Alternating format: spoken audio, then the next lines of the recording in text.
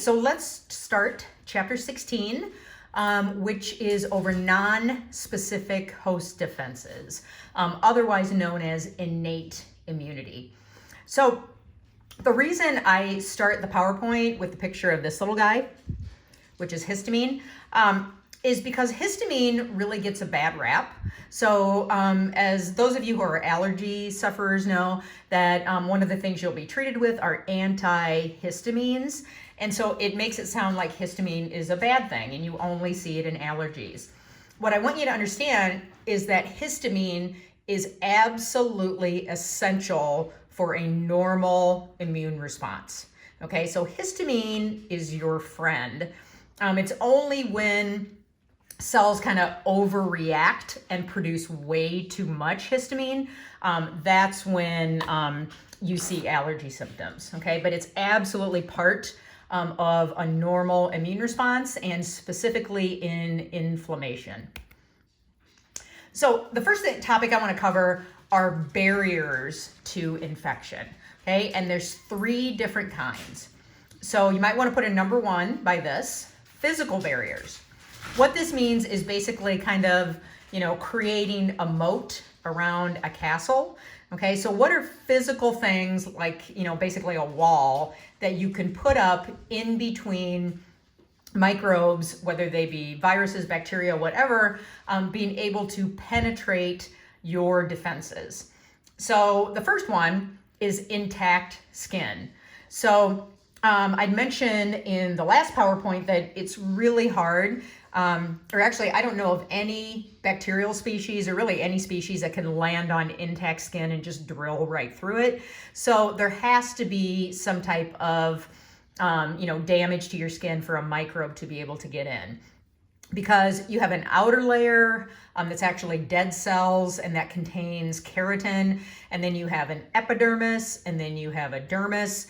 And so you really have to have breaks in the skin that at least go down to the epidermis for microbes to get in. And obviously it happens. Any of you have had an infected cut or a hangnail, you know that it absolutely can happen, and it doesn't take a very large wound to be able for microbes to get in. So here is the structure of skin. Okay, so here's the top layer, which are dead cells, and that have keratin. And keratin is a really tough protein. It's found in animal hooves and horns, and it's also found in hair. It's a really tough protein. So that's really a barrier right there.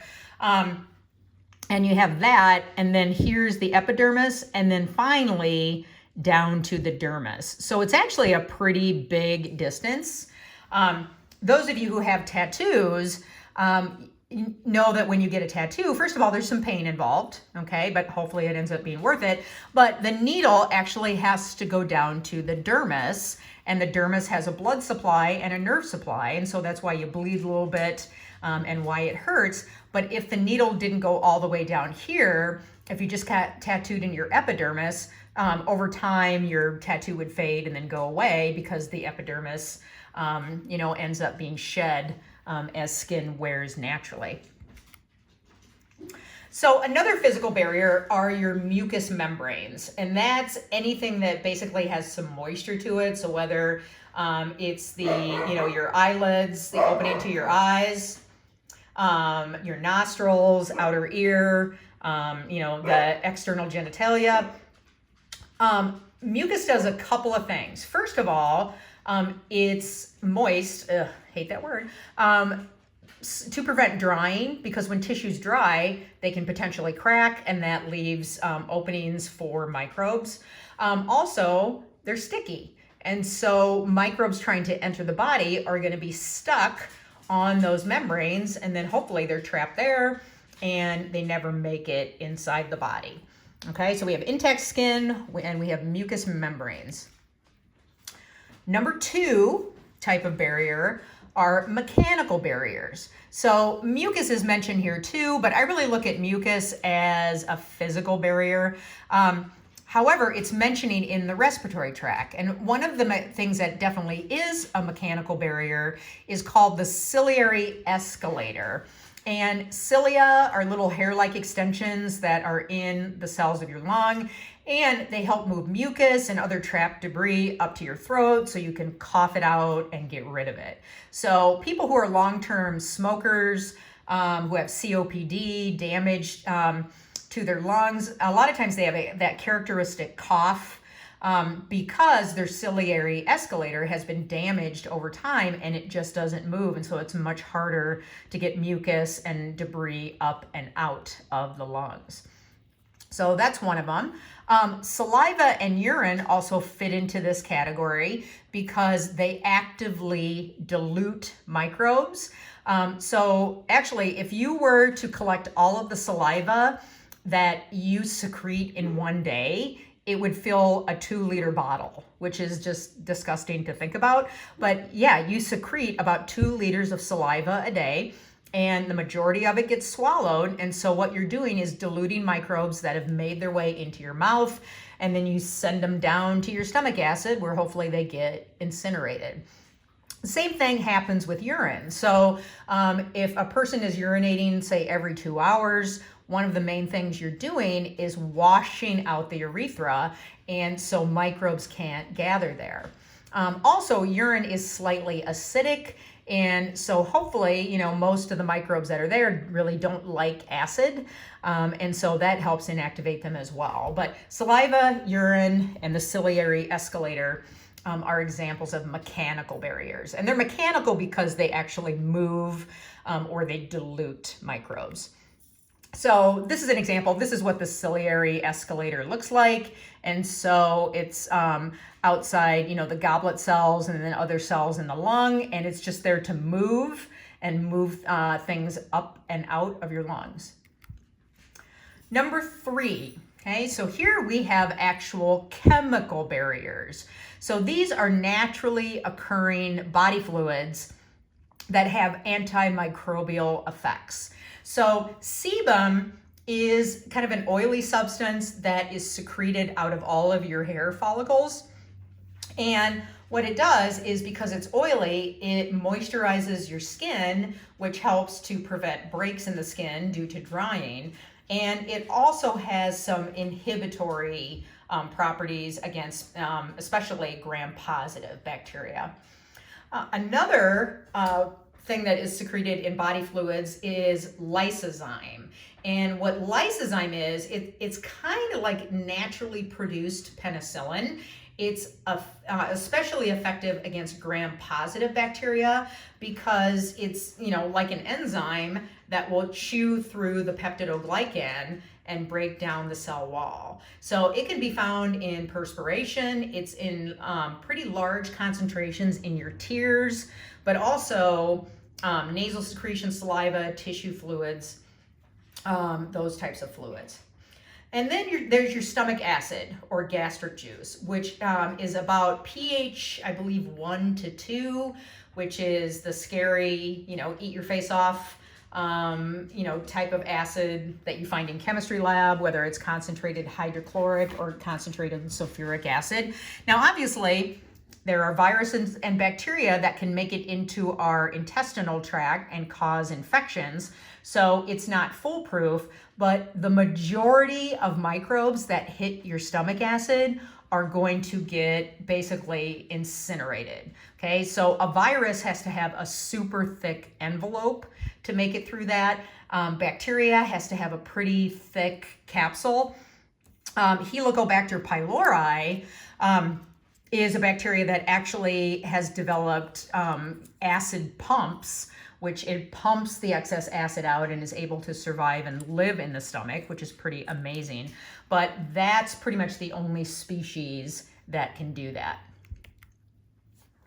Okay, now we're going to switch to talking about blood, because obviously your immune system contains cells that are going to travel all over your body and help to fight infection. So let's talk a little bit about the composition of blood.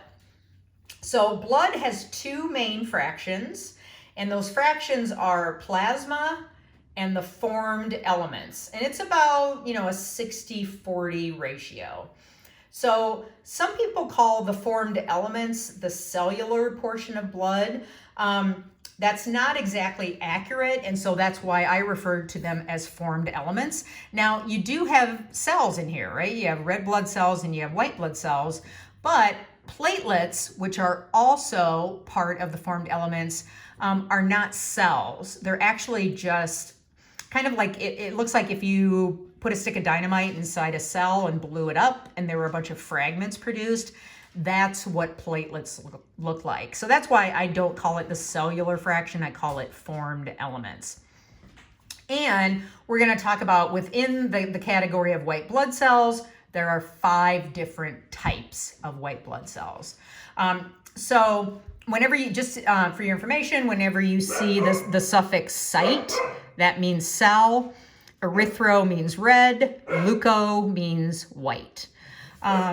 So when we take out the formed elements, what we're left with then is the liquid portion of blood, which is plasma, which is kind of a straw-colored liquid, and it contains everything that's not a formed element. So whether it's vitamins, electrolytes, hormones, antibodies, all different kinds of enzymes, proteins, pretty much everything but the kitchen sink is found in plasma. That's why it's so useful, those of you who donate plasma. There are so many different types of patients that you can help because basically there's so much stuff in plasma. So where do specifically the formed elements come from? So platelets, red blood cells, and white blood cells come from your bone marrow. So in your bone marrow, you have stem cells. Now, the fancy name for these are pluripoietic stem cells. Don't confuse these type of stem cells with embryonic stem cells that come from an embryo and, obviously very controversial. They can potentially generate into any type of tissue. These stem cells are specific to you. They are in your bone marrow, and these cells give rise to all of your formed elements. So red blood cells, white blood cells, and platelets.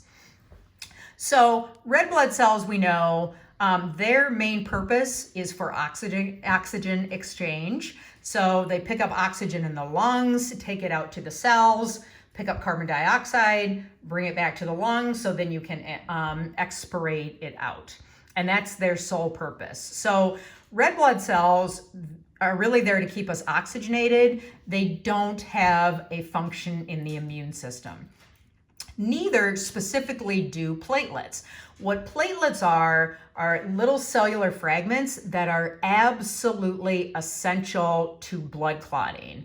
So if we didn't have platelets, literally you could be brushing your teeth and your gums could start bleeding and you would hemorrhage to death.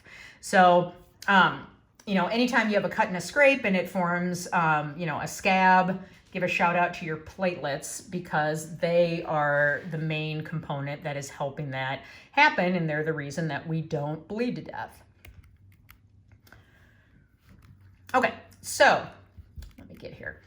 Actually, I'm going to stop here because we're going to get into white blood cells, and I'm about at 13 minutes. So let me get this uploading, and then we'll pick up with here next. Thank you.